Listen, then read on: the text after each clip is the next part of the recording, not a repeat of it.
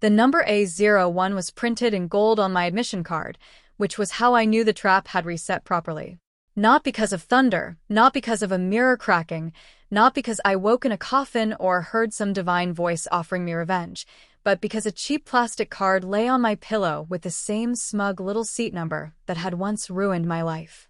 Front row, center aisle, directly beneath the camera, close enough to the chief examiner that every breath looked guilty.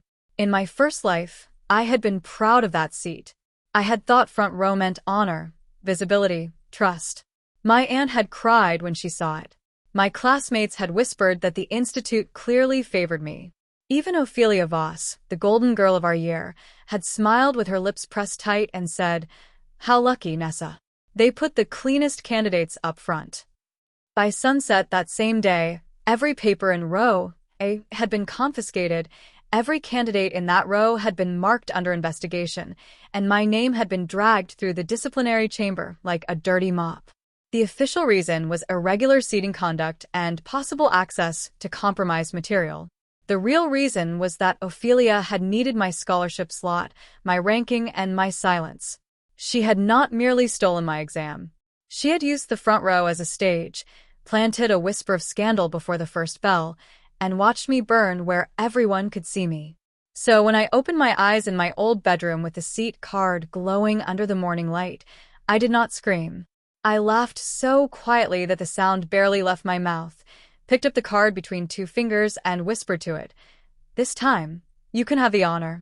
My aunt knocked once before entering, exactly like she had in my first life, carrying a bowl of sweet rice porridge and the expression of a woman who believed affection could be measured by how tightly she controlled your future. "You need to eat," she said, setting the bowl beside the admission card without looking at me. "A front row seat is a blessing. The cameras will see you clearly, the examiners will remember your face, and when your score comes back first, no one can say you hid in the back like those nervous girls." In my first life, those words had warmed me. I had eaten every spoonful, worn the white blouse she picked, tied my hair with the ribbon she said made me look honest, and walked into the National Civil Selection Examination with my spine straight and my heart exposed. This time, I watched steam curl from the porridge and wondered how long she had known. My aunt owed money to Ophelia's father, a board member in everything but name, and in my first life she had called me ungrateful when I begged her to testify that my admission card had never left my room. She had cried harder for my lost scholarship than for my ruined name. "Aunt Leora," I said, stirring the porridge without eating, "did the institute say we were not allowed to trade seats?" Her spoon froze above the bowl. It was a tiny pause, barely a heartbeat, but I had lived long enough to understand tiny pauses. She recovered with a soft scold. "Why would you ask something foolish? Your seat is assigned." I smiled at the card. Exactly. Assigned. Not sacred. Her face tightened, and that was the second confirmation I needed. Somebody expected me to guard A01 like a crown. Somebody needed me sitting there when the trap snapped shut. The examination center was held inside the old mercantile hall, a stone building with bronze doors and windows so tall they made the sky look like evidence. Candidates gathered outside in dark uniforms, clutching transparent pencil cases, water bottles stripped of labels, and admission cards sealed in plastic sleeves. The air smelled of rain on pavement, expensive perfume, and fear pretending to be discipline. I arrived 20 minutes earlier than I had in my first life, not because I was eager, but because revenge requires time to breathe. The front steps were crowded with students from every preparatory academy in the district, but our class stood together near the left pillar, like a little court around Ophelia Voss. She wore cream gloves despite the weather, her hair pinned with a pearl clip, her face arranged into the gentle expression that had fooled teachers, parents, and half the scholarship council for years. She was holding her own card loosely, pretending not to care that it read D16. Fourth row from the back. Side aisle. Perfectly ordinary. Perfectly safe.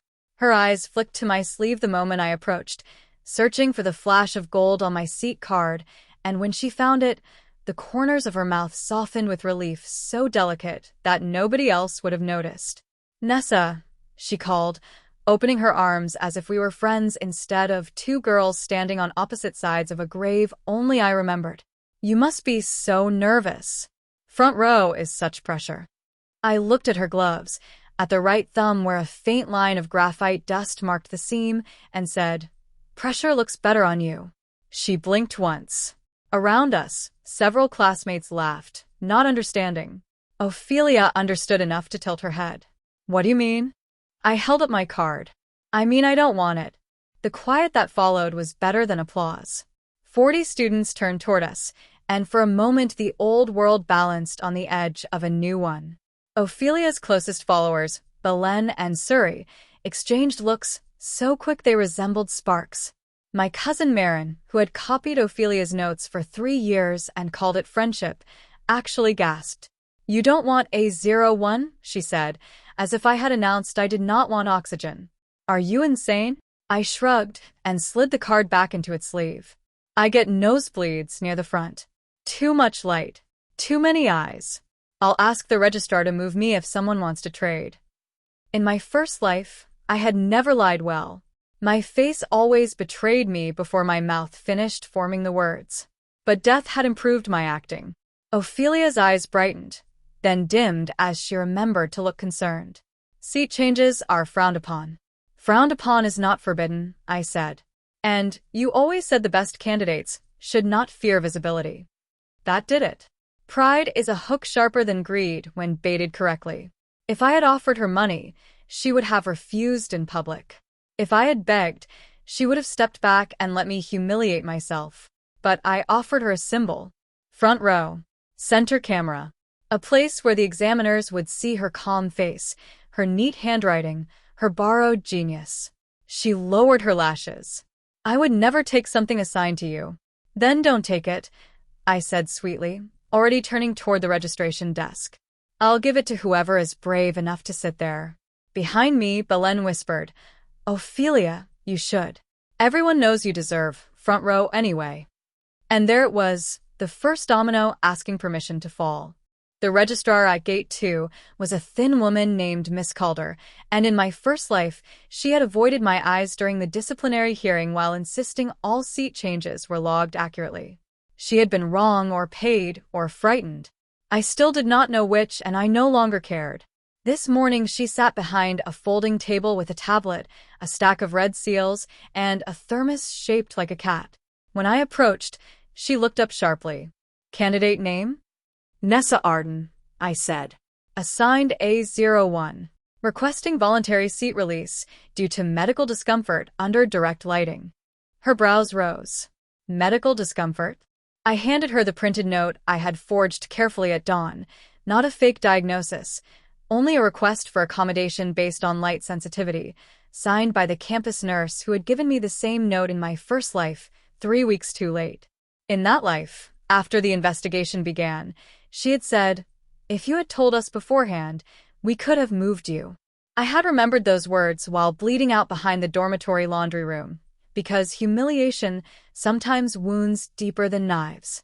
Miss Calder read the note, checked the tablet, and frowned at something on the screen. "You are certain you wish to vacate A01? Her voice changed on the seat number, just slightly. Not alarm. Recognition. My pulse slowed. "Very certain." She tapped 3 times, then pulled a gray sticker from a sheet. "You will be moved to E22 pending chief examiner approval. Rear left section. Your old seat will be listed as open under candidate transfer." "May another candidate request it?" I asked. Miss Calder looked past me toward the steps where Ophelia stood surrounded by admirers. "They may request," she said. "Approvals are logged." Then she pressed the gray sticker over my gold seat number, and the little rectangle of A01 disappeared beneath dull paper, like a jewel buried in ash. Ophelia waited exactly 7 minutes before approaching the desk. I knew because I counted each one while standing near the security ropes, sipping water, and pretending not to watch her reflection in the glass doors. She did not come immediately. That would look greedy. She sent Belen first to ask whether seat transfers were possible. Then Surrey drifted over to mention that Ophelia suffered from severe distraction anxiety, near the back. Then Marin told 3 girls that it would be a waste for A01 to sit empty when the Academy's top-ranked candidate was stuck in D16 beside a coughing boy from West Hall. By the time Ophelia finally stepped forward, the narrative had already arranged itself around her like stage lighting. She was not stealing my seat. She was rescuing dignity from administrative waste. She placed her card on the table and folded her gloved hands. Miss Calder, if Nessa has truly released the seat, I am willing to accept it. Only if the rules allow, of course. Miss Calder stared at her for a long moment. You understand that any candidate accepting a reassigned seat accepts all conditions attached to that seat? Ophelia smiled. Naturally. And you confirm you have not coordinated with other candidates regarding seat placement, answer sharing, or examination materials? The question sounded ordinary, but my skin prickled. In my first life, no one had asked that out loud. Ophelia's smile flickered. Of course not. Miss Calder tapped the tablet. Place your thumb here. Ophelia pressed her gloved thumb to the scanner before remembering gloves do not scan. A few students laughed softly. She removed the glove with theatrical patience, placed her bare thumb on the glass, and the tablet gave a small green chirp. Miss Calder printed a new sticker. A 01. The same gold letters. The same little crown. Ophelia accepted it like a blessing. I watched her attach it to her card and felt something inside me unclench, not from relief, but from hunger finally seeing food. What Ophelia did not know was that I had spent my first ruined life collecting pieces of the machine that destroyed me. After my papers were voided, after the Academy suspended me, after my aunt locked my bedroom door from the outside for my own protection, I had lived 3 months as a ghost inside my own scandal. People speak carelessly around ghosts. A janitor muttered that row A had been flagged before the bell. A junior invigilator cried in a stairwell that she had been told to sign a seating irregularity form before candidates entered. One examiner, drunk at a faculty dinner I was not supposed to overhear, said the front row had received decoy answer booklets after a leak was traced to a tutor connected to Ophelia's study circle. The board did not announce it because they wanted to catch the buyers. They voided row A quietly before the exam began, then watched who insisted on sitting there, who used rehearsed answer patterns matching the leaked set, who tried to argue their way out afterward. I had not bought the leak. I had not even known there was a leak. But Ophelia had arranged for my seat to be unchangeable, my handwriting sample to be copied, and a tiny folded answer strip to be discovered beneath my desk after the first hour. The decoy row caught her network, but my name got tied to it because I sat in the center of the spiderweb. In my second life, I did not need to expose the whole conspiracy with a speech. I only needed to step out of the web and let the spider admire her new throne. The doors opened at 8:30, and the candidates moved forward in 2 lines under the bronze arch. Security staff checked sleeves, hairpins, glasses, water bottles, shoes. The front row candidates were pulled slightly aside for camera calibration, a phrase that made Ophelia preen and several others stand taller. I recognized 3 of them from my first life: Jorin Hale, whose father owned a tutoring chain; Mira Quell, who had cried during the hearing and said she only memorized what everyone else memorized, and twins from Northline who had always finished essays with identical metaphors about justice and sunrise. All of them had somehow traded into row A within the last 10 minutes. All of them looked pleased. Not afraid. Not confused. Pleased. That was the ugliest part.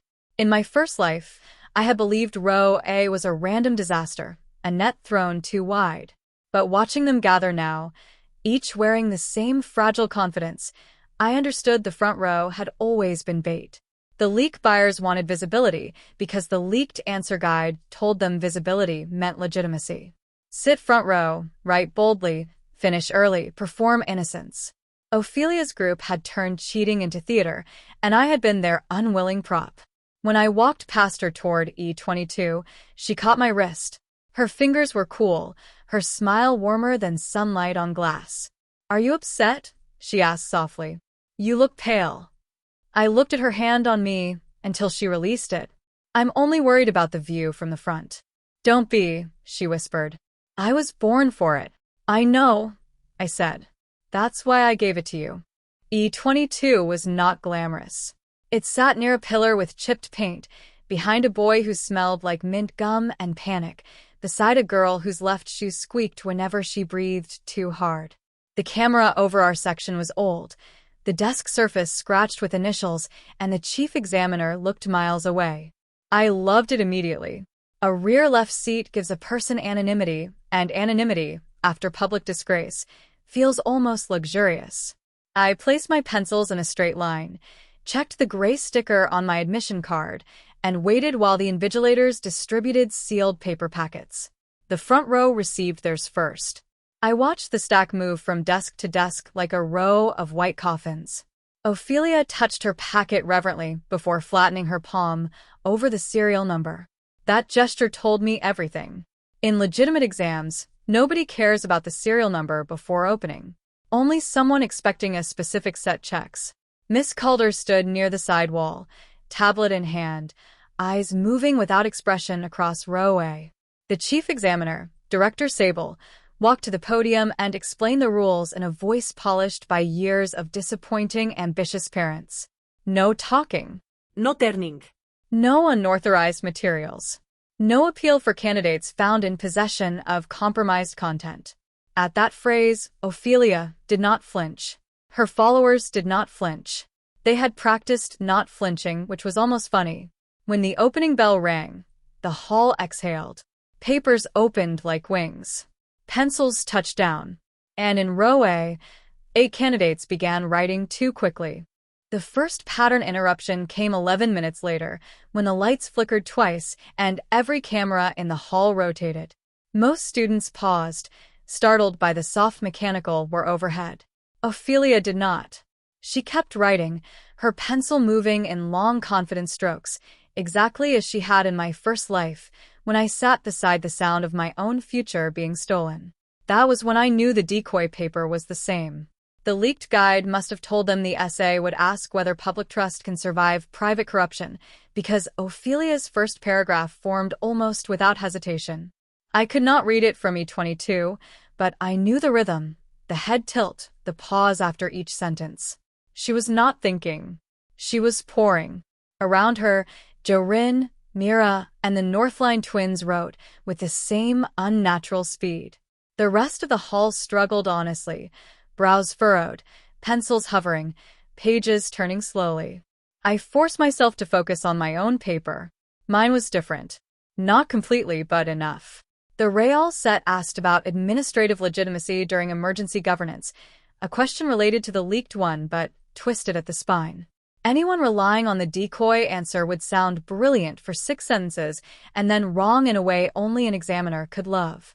I smiled at the first prompt, not because it was easy, but because it was mine.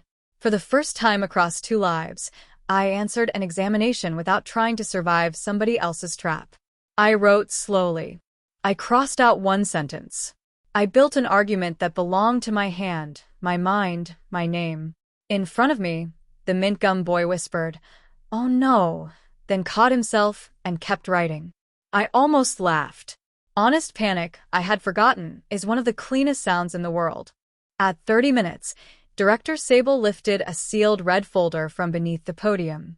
The movement was so small that most students missed it, but row A did not. Ophelia's pencil stopped for half a second. Jorin's shoulders tightened. Mira swallowed. They knew something was supposed to happen, but not what. In my first life, this was when an invigilator had walked behind me and found the folded answer strip taped under my desk. The hall had erupted in whispers. I had stood trembling while Ophelia looked forward with tears in her eyes, performing heartbreak on my behalf. This time, the invigilator assigned to row A bent near Ophelia's desk, paused, and pulled out a folded strip of paper from the metal support beneath it.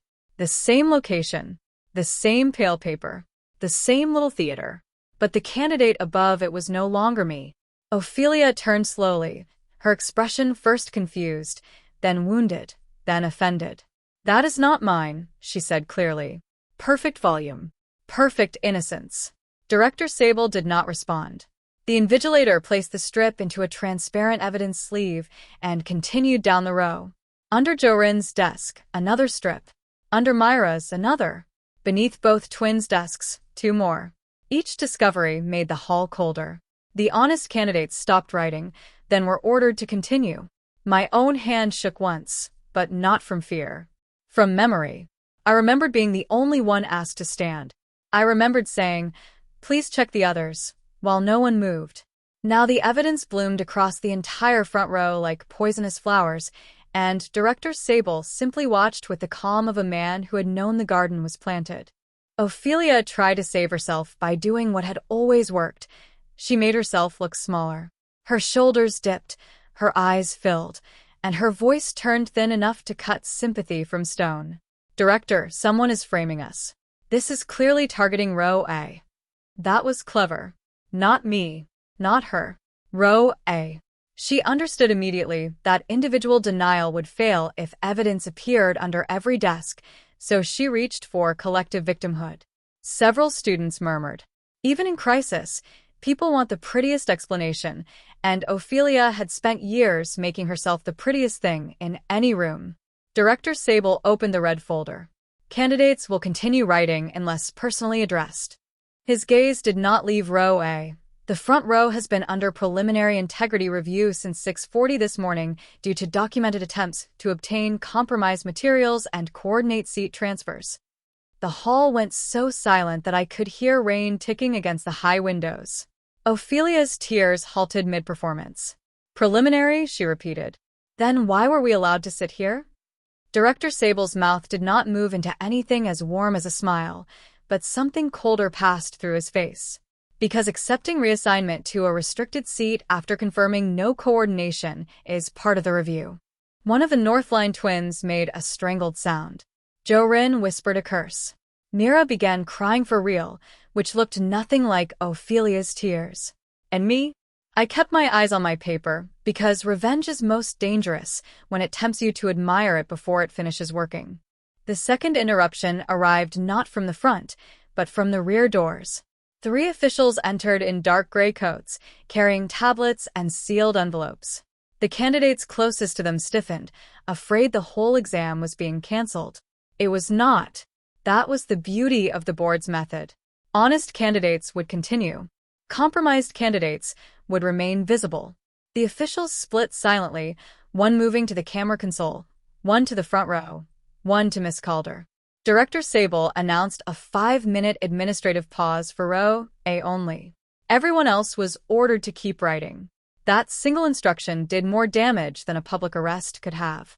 Row A existed in a separate world now, suspended under lights while the rest of us moved forward. Ophelia raised her hand. "I want my guardian contacted." Director Sable nodded. "All guardians of reviewed candidates have already been notified." Her face strained.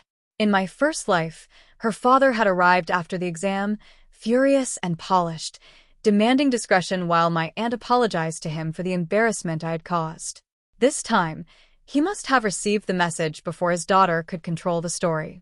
I pictured him in his black car reading the words "Candidate accepted restricted reassignment" and felt no joy, only a clean click of alignment, like a door finally locking from the correct side. The official near the front row began placing red tags on their answer booklets. Not confiscating them, tagging them. That mattered. A confiscated paper can become a martyr. A tagged paper becomes a specimen. Ophelia broke sooner than I expected. Not loudly. Never loudly. Her kind of collapse begins in the fingers. She tapped once on the desk, then pressed her hand flat, then curled it into a fist around her pencil until the wood cracked. Belen, seated in C09 because she had failed to secure a front row transfer, stared at her as if watching a saint bleed. Suri, in D11, looked down at her own paper with sudden terror, probably wondering how many messages connected her to the plan. Marin found my eyes across the hall and mouthed, "Did you know?" I looked through her as if she were furniture. That was cruel, maybe, but in my first life Marin had testified that I was desperate enough to cheat because she had once seen me studying past midnight. Family can sharpen lies better than strangers because they know where to press. At 42 minutes, one of the officials leaned over Ophelia's booklet and compared something on his tablet. "Candidate Voss," he said quietly, but the hall heard him anyway, Your opening response contains phrasing matching the compromised advisory document circulated last night at 23:14. Ophelia's chin lifted. I wrote from memory. I have always had a strong memory. The advisory document contained an intentionally false clause. He tapped the page. You reproduced it. There are moments when a human face forgets its training. Ophelia's did. For one naked second, her expression showed not innocence, not fear, but calculation failing to find a hallway. Then she turned toward me. I should have looked away. A kinder woman might have. But I had been kind in my first life all the way to the edge of ruin, and kindness had not saved me. So I met her gaze from the back left section, my gray sticker visible on the corner of my admission card. She saw it. She saw that I was not in row A. She saw that my paper was still untagged, my pencil still moving, my future still breathing. Her eyes widened, and the story inside her head rearranged itself too late. She traded with me, Ophelia said, pointing. The entire hall followed her finger. My pulse jumped, but my face remained still. Director Sable turned.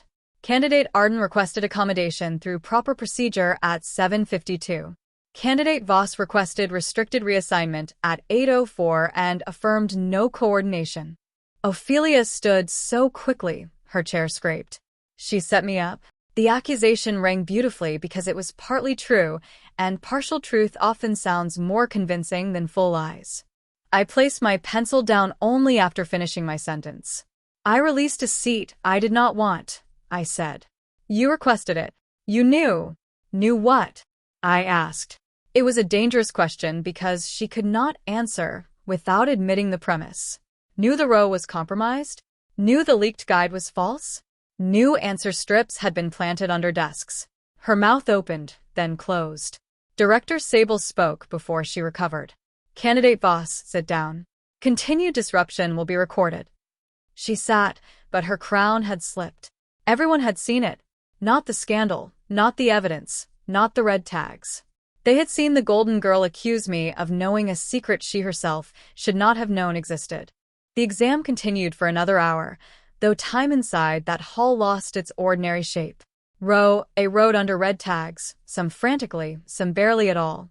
Ophelia tried to recover by slowing down, by adding fresh arguments around the compromised phrasing, by performing thought after proof of memorization had already stained the page.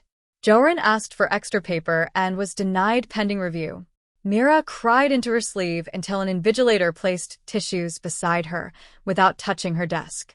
The twins stopped writing completely and stared forward like statues waiting for a museum to burn down around them. I kept going. That may sound cold, but it was the hardest thing I did that morning. Revenge is loud even when it wears silence. It bangs inside the ribs. It begs you to watch the enemy fall. But I had not returned only to see Ophelia punished. I returned to reclaim the score she stole, the scholarship she wore, the ordinary right to finish an exam without my name being dragged behind somebody else's fraud. So I wrote. I analyzed the emergency governance prompt, built comparisons, cited statute, argued that legitimacy depends not on appearance, but traceable procedure. Halfway through, the irony struck so hard I nearly smiled. Appearance had saved Ophelia for years. Procedure was killing her in under 2 hours. When the final bell rang, most candidates dropped their pencils in relief. Row A did not move. Their booklets were collected first, sealed in red envelopes, and removed through the side door. Only after that were the rest of our papers gathered in ordinary stacks. Ordinary paper. Ordinary silence. Ordinary hope. I had never loved anything ordinary more. Outside the hall, chaos waited in polished shoes. Parents crowded behind barriers. Tutors paced. Academy representatives whispered into phones. The moment candidates emerged, questions flew like insects. Was the exam canceled? Why was row A held? Did someone cheat? Was the leak real? Ophelia did not come out with us. None of row A did. They remained inside for preliminary statements, which meant the rumor machine had to operate without its prettiest engineer. Belen grabbed my arm near the coat racks. What did you do? She hissed. Her nails dug through my sleeve. In my first life, She had stood behind Ophelia during the hearing and said I had always seemed jealous. This time, her face was gray. I changed seats, I said. That is allowed. You made her take it. Did I force her thumb onto the registrar's scanner? Belen flinched. Behind her, Suri was deleting messages with both hands, which was foolish because panic deletion is practically a confession with better lighting. I leaned closer, lowering my voice just enough. If your name is anywhere in her feed, stop touching your phone. The board will already have a preservation order. Suri froze. Belen turned on her. What feed? Their alliance cracked so fast, I almost felt the air split. That was another lesson death had taught me. Conspiracies do not break when enemies attack them. They break when friends realize the punishment will not be shared equally. My aunt found me near the West Fountain, her face pale beneath too much powder. Nessa, she said, and for once my name sounded unfamiliar in her mouth, as if she had not decided whether to use it as comfort or accusation. Director Sable's office called. They said you were not under review. That is good news, I said. She gripped her handbag. Did you know something would happen to the front row? There it was again, the question guilty people ask when they mean, did you survive without telling me?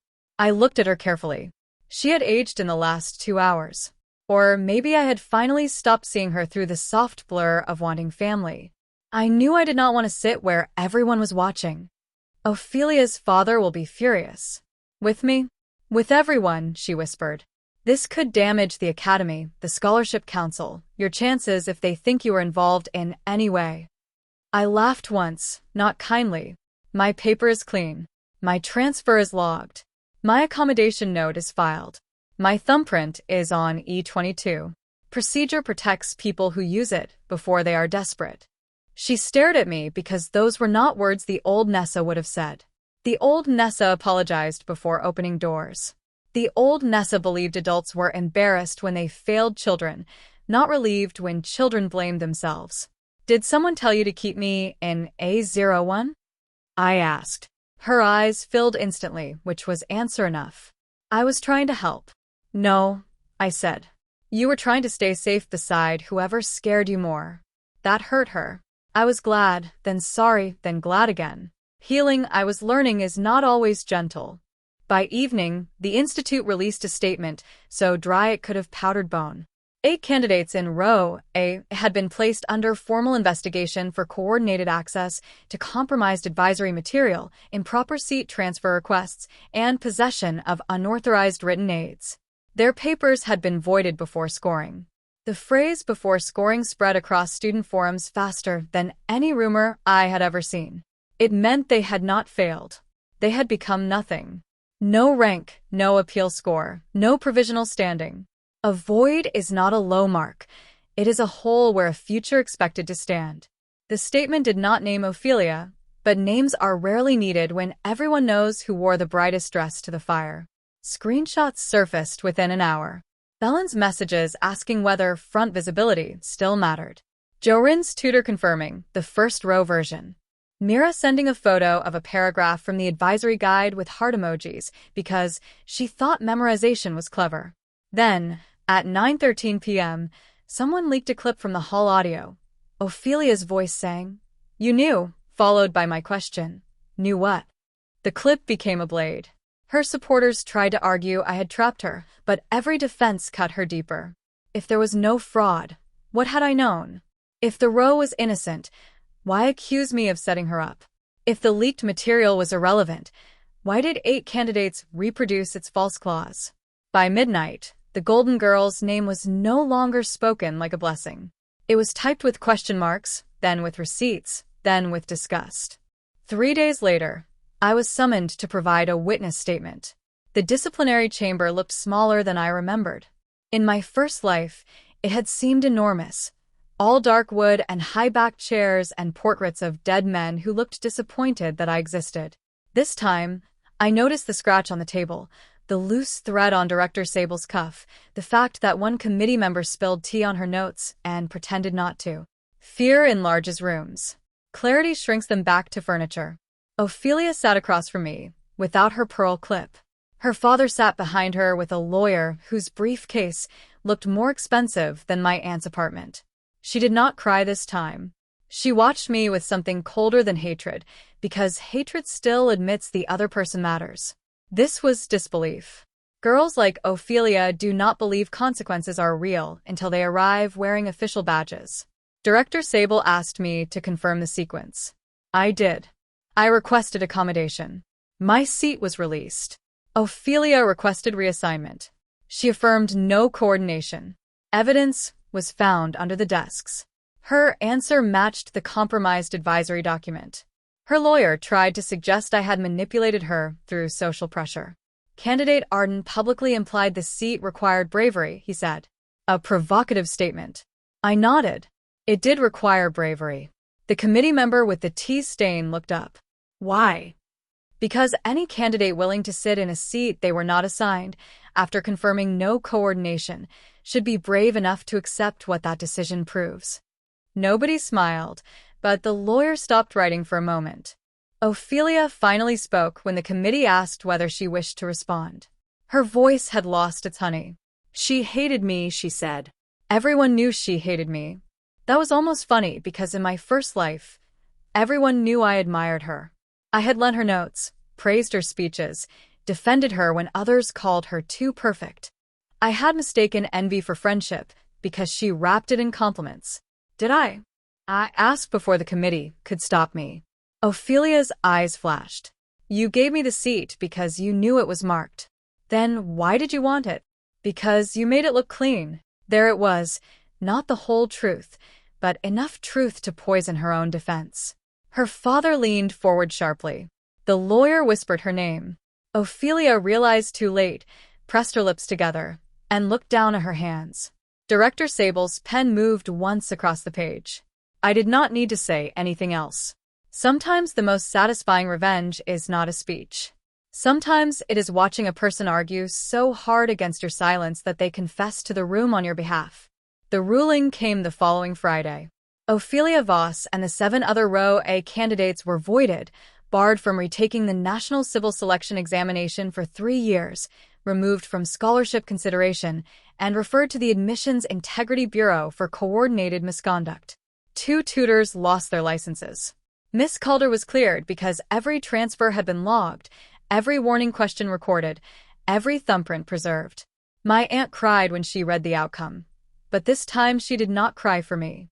She cried because Ophelia's father had called her useless. I let her cry at the kitchen table while I packed my books into a canvas bag. Where are you going? She asked. The library. But the results are not out. Exactly, I said. I still have interviews if I rank high enough. She looked startled, as if she had forgotten that beyond scandal there might still be a life to live. That was the strangest part of surviving. Everyone expected revenge to be the ending, but revenge only clears the room. You still have to decide what to build in the empty space. I studied for the interview that weekend beneath a flickering library lamp, eating convenience store rice balls, reading governance cases until the words blurred. For the first time in 2 lives, no one sat beside me copying my margins. No one praised me with one hand while searching my pockets with the other. My loneliness felt unfamiliar, but not cruel. It felt like a door with my name on it. When scores were released, I ranked 7th in the district. Not first. Not a miraculous perfect score. 7th. I loved that number more than any crown. It was honest. It had scratches in it. It had crossed-out sentences, a weak 3rd paragraph, a final argument I barely finished before the bell. It was mine in a way first place in my old life had never been allowed to be. The Scholarship Council invited the top 10 to a public recognition ceremony in the same mercantile hall where Row A had been voided. I almost refused because trauma has a way of turning buildings into mouths, but then I remembered Ophelia sitting under the front camera, like she had been born for the view. So I went. I wore a navy dress with sleeves, tied my hair back without my aunt's ribbon, and sat in the 2nd row because my assigned card said B07, and I had developed a deep respect for staying where procedure put me. The front row was occupied by donors, examiners, and 2 empty seats no one mentioned. Director Sable read the names in order. When he reached mine, the applause was polite at first, then warmer, then louder than I expected. I walked up without stumbling. He handed me the certificate and said quietly, "Good argument on legitimacy." I took the certificate. "Good procedure on seating." His mouth twitched. That was the closest he came to a smile. Ophelia appeared outside the hall after the ceremony, because of course she did. Her coat was plain, her hair loose, her face thinner than before. Without her audience, she looked less like a fallen queen than a girl who had built her whole body around applause and did not know how to stand without it. I found her near the bronze doors, staring at the candidates taking photos with their families. For a moment, I thought she might apologize. "I do not know why." Hope is a stubborn weed, even in soil salted by experience. "Instead," she said, "you ruined all of them to get me." "No," I said. "They followed you into a voided row because you promised them a shortcut. You knew they would." "I knew you would." Her mouth tightened. "That makes you know better than me." I considered that. Truly considered it. In stories, heroines answer quickly because righteousness is supposed to be effortless. Real righteousness is heavier. It asks whether survival changed you into something sharp enough to wound people who deserved warning. "Maybe I am not as soft as I was," I said. But I did not sell answers. I did not plan evidence. I did not frame an innocent person so I could wear her score. I moved seats. Ophelia looked away first. That small movement gave me more closure than any scream would have. She had wanted me to fight like a villain, so she could recognize herself in me. I denied her even that comfort. Months later, when I entered the Civil College on a rain-washed morning with my scholarship badge clipped to my coat, someone asked why I always checked my seat assignment twice. I told her it was a superstition, and in a way that was true. I checked because I believed in small choices now. A gray sticker over gold letters, a step toward the back left section, a signature on a transfer log, a refusal to confuse visibility with worth. I checked because a front row seat had once taught me that being seen is not the same as being safe. I checked because people like Ophelia survive by convincing others that the brightest place in the room must be the best one. Sometimes it is only the place where the trap has the clearest view. My new classmates laughed when I chose a middle desk near the window instead of the front. They thought I was modest. Let them. I opened my notebook, wrote my name at the top of the page, and underlined it once. Not because I feared it would be stolen again, but because it had finally returned to me. Outside, rain tapped against the glass. Inside, the lecturer began speaking about institutional trust, procedural fairness, and the dangers of appearances dressed as merit. I listened with my pencil ready, my future unwritten, and when the attendance sheet reached my desk, I signed in my own hand, in my own seat, under no one's shadow. I will never pretend revenge healed everything. It did not make my first life disappear. It did not unteach my body to flinch when doors opened behind me, or make my aunt brave, or turn Ophelia into a warning everyone would understand forever. Some people still whispered that the board had been too harsh. Some said the candidates were young, pressured, ambitious, victims of a corrupt tutoring culture. Maybe parts of that were true. Corruption rarely grows from one girl's hands alone. But I had learned the difference between explanation and excuse. Ophelia had been pressured, yes, but so had I. She chose a leaked guide. I chose a real paper. She chose my seat. I chose to leave it. And the front row, that shining little altar where everyone wanted to be seen, had done what altars do in old stories. It demanded an offering. This time, it did not take me. That is the part one remember most clearly. Not her face when the red tags appeared, not the clip that ruined her, not the applause at the ceremony. I remember walking past A01 with my gray sticker in hand, feeling the trap close behind me like a door, and realizing that sometimes freedom is not fighting for the place everyone expects you to want. Sometimes freedom is giving it up, smiling as your enemy mistakes it for surrender, and taking your real future from a scratched desk in the back where no one thought to look.